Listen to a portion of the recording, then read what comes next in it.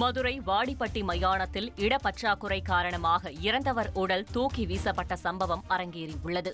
இங்கு உள்ள 8 வார்டு பகுதிகளில் 15,000த்திற்கும் மேற்பட்ட மக்கள் வசித்து வருகின்றனர். இங்குள்ள மயானம் அனைத்து சமுதாய மக்களுக்கும் பொதுவானது. ஆனால் இங்கு போதிய இடவசதி இல்லாததால் உடல்களை புதைப்பதற்கு சிக்கலான சூழ்நிலை உள்ளது.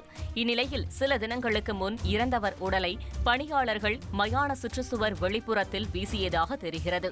இதனால் அழுகிய நிலையில் சடலம் கிடப்பதை கண்ட மக்கள் போலீசாருக்கு தகவல் கொடுத்தனர்.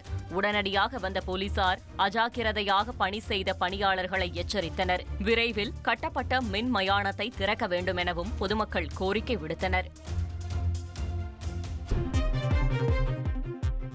உத்தரகாண்ட் மாநிலம் கேதார்நாத் பாதையில் தொடர்ந்து பெய்து வரும் கனமழையால் சோன்பிராயக் முன்கட்டியா பாதையில் ஆங்காங்கே ஏற்பட்ட நிலச்சரிவின் காரணமாக பக்தர்கள் நடந்து செல்லும் பாதை கடுமையாக பாதிக்கப்பட்டுள்ளது.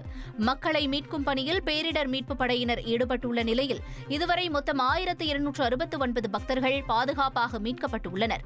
பாதையை சரி செய்யும் பணி நடைபெற்று வரும் நிலையில் கேதார்நாத் யாத்திரை பாதையில் பாதுகாப்பு முன்னெச்சரிக்கைகள் அதிகரிக்கப்பட்டுள்ளதாக அதிகாரிகள் தெரிவித்துள்ளனர். ட்ரெண்ட ஃப்ரெண்ட் ஆக்கிக்கோங்க. 2.5 கோடிக்கும் அதிகமான தந்தி டிவியின் சப்ஸ்கிரைபர்ஸ் அண்ட் ஃபாலோவர்ஸ் குடும்பத்துல நீங்களும் இணையுங்க.